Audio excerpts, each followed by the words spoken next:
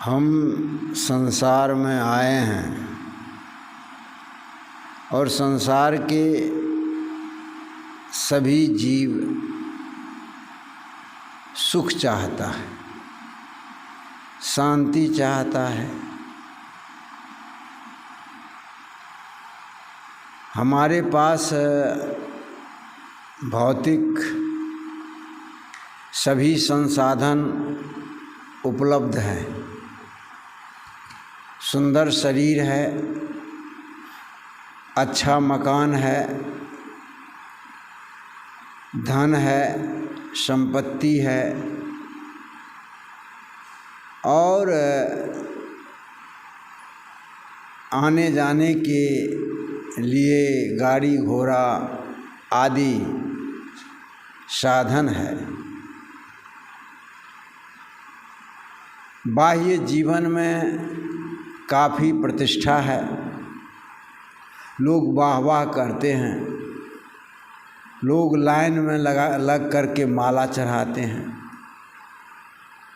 फूल चढ़ाते हैं, जाने पर बहुत सम्मान देते हैं, कुर्सी पर बैठाते हैं, अच्छा से भोजन कराते हैं। साधु संत है तो उसका पैर भी पखारते हैं। लेकिन क्या इतना कुछ होने के बाद भी उसका जीवन सुखी है? यह प्रश्न है। हम देखते हैं कि इतना कुछ प्राप्त करने के बाद भी व्यक्ति दुखी है। आखिर उसके जीवन में सुखी न होने का क्या कारण है?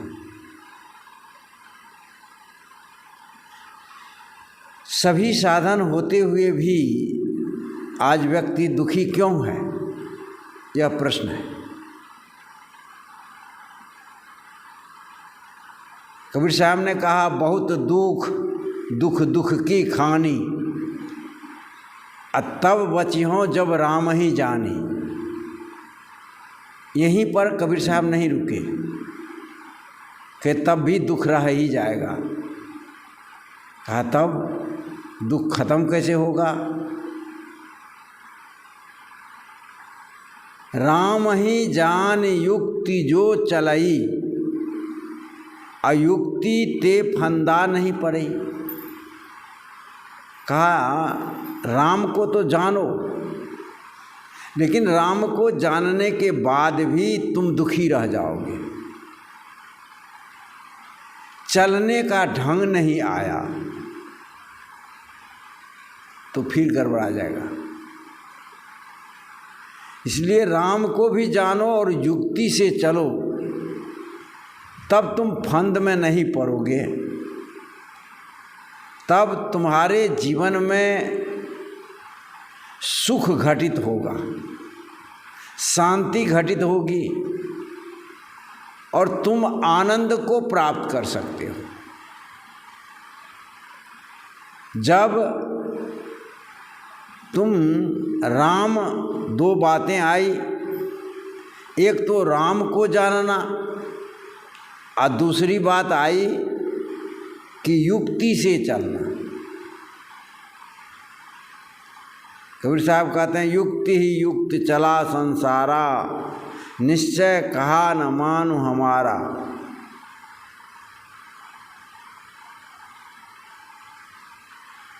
कनक कामनी घोर पटोरा, संपत्ति बहुत रहे दिन थोड़ा।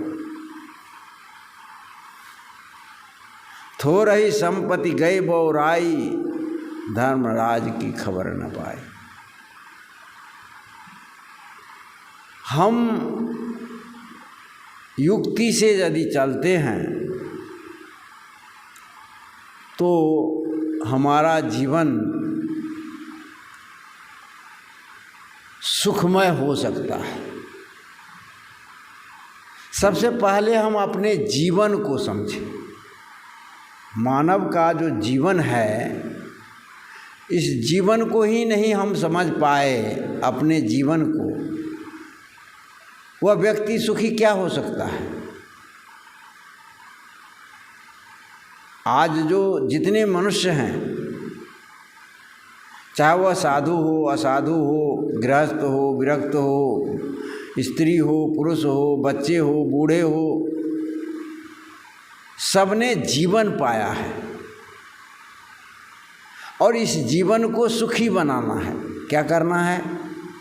जीवन जो पाया उसको सुखमय बनाना है, सुखी बनाना है। लेकिन यह जीवन आपने पाया सुखी होने के लिए सब सुख का सब साधन भी उपलब्ध है, फिर भी आप दुखी हैं। क्यों? कहाँ से दुखी है? कारण क्या है? इस पर विचार नहीं किए। इस पर विचार करेंगे तो हम पाएंगे, क्या पाते हैं कि प्रत्येक व्यक्ति के जीवन का दो भाग है। प्रत्येक व्यक्ति के जीवन का क्या भाग है? दो भाग। एक है बाह्य भाग, एक है आंतरिक भाग। संसार बाह्य भाग को देखता है। जो हमारे पास बहुत धन संपत्ति है, बहुत सुख सुविधाएं हैं, तो हम सुखी होंगे, यही लोग मानता है। लेकिन व्यक्ति उस व्यक्ति से पूछे, जिस व्यक्ति को आप सुखी समझते हैं, तो वह व्यक्ति से यदि आप सुख की बात पूछेंगे कि आप सुखी हैं, तो वह व्यक्ति जवाब देता है कि धरती पर हमसे बड़ा दुखी कोई नहीं है। दुख का सारा पहाड़ मेरे ऊपर टूटा हुआ है। आखिर ऐसा कहाँ? बाह्य जीवन तो उसको सुख से परिपूर्ण है। तो इससे साफ होता है कि अवश्य ही उसके आंतरिक जीवन में दुख है। व्यक्ति, कोई भी व्यक्ति है, जितना बाह्य जीवन से दुखी नहीं होता है, उससे अधिक दुखी वह आंतरिक जीवन से होता है। आपका बाह्य जीवन जो संसार देख रहा है वह सच नहीं है, वह सत्य नहीं है। जो दिखता है वह सत्य है नहीं, जो नहीं दिखता है वही सत्य है। जो दिखाई देता है, आँख से हम देखते हैं, कान से सुनते हैं, जो आँख से देखते हैं, कान से सुनते हैं, वह सच नहीं है। आपको आश्चर्य लगेगा कि जो मैं देखता हूँ, जो सुनता हूँ, वह सच कैसे नहीं है? लगेगा कि नहीं? किसी को भी लगेगा। जो सत्य है वह असत कैसे हो सकता? हम जो देख रहे हैं, हकीकत में यही है, जो आप दिखता है वो सत्य नहीं है। जो आप नहीं देखते हैं, जिसको नहीं देख रहे हो, वही सच है। और व्यक्ति जो नहीं दिखता है, नहीं आप देख पाते हो, उसको जो आप छिपाए हो, समाज से जो आप पर्दा दे करके रखे हो अपने जीवन को, वह आपको दुख देता है। जिंदगी भर दुख देगा। शरीर में घाव लगा,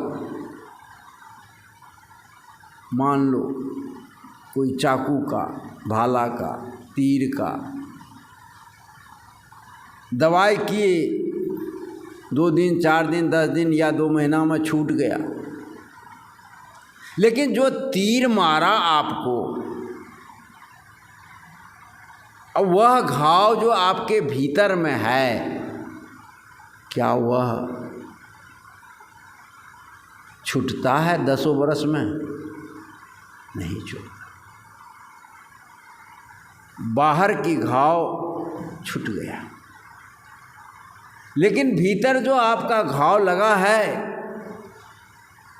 वह नहीं छूटता, वह घाव ताज़ा ताज़ा ही रहता है। आपका बाहर के घाव कहाँ दर्द दे रहा है, वो तो 2-4 दिन दिया दर्द, गोली दवाई खाए ख़त्म हो गए। लेकिन भीतर में जो घाव है कि अमुक आदमी ने मुझे मारा है, वह घाव आपको रात दिन रात दिन रात दिन कष्ट पहुंचाता है। क्या उस घाव को आप देखते हैं? समाज देखता है? नहीं देखता है। तो आपके जो आंतरिक जगत है, जो आपका भीतर का जीवन है, वो भीतर के जीवन को बेदाग करो, भीतर के जीवन को साफ करो, तभी जीवन सुखमय हो सकता है। यदि भीतर साफ नहीं हुआ, बाहर से कितनों साफ करेंगे, सुख नहीं होगा, शांति नहीं मिलेगी। उदाहरण के लिए लो दीजिए, कुंती ने कर्ण को जन्म दिया। एक छोटा सा उदाहरण, कुंती ने कर्ण को जन्म दिया, लेकिन कब दिया? कौमार्य अवस्था में। और उसे कोई पाले पोसे मंजूषा में रख करके गंगा के प्रवाह में बहा दिया, लोक लाज के चलते। उसके बाह्य जीवन के चलते उन्होंने बहाया, आंतरिक जीवन के चलते नहीं, समाज के चलते। समाज हमें क्या कहेगा? बहा दिया, बहा तो दिया, क्या उस जीवन को वह जिंदगी भर दुख के दलदल में कुंती धंसती रही?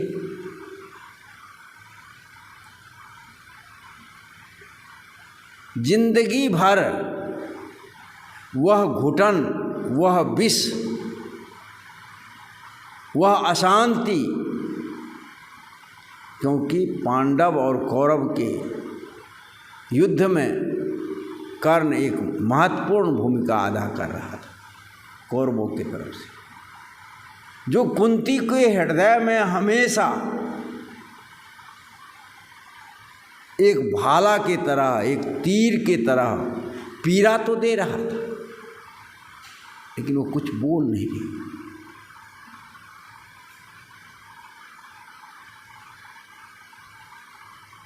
तो ये जो हमारा जो आंतरिक जीवन है, दुख का कारण और सुख का कारण बाह्य जीवन नहीं, बल्कि आंतरिक जीवन है।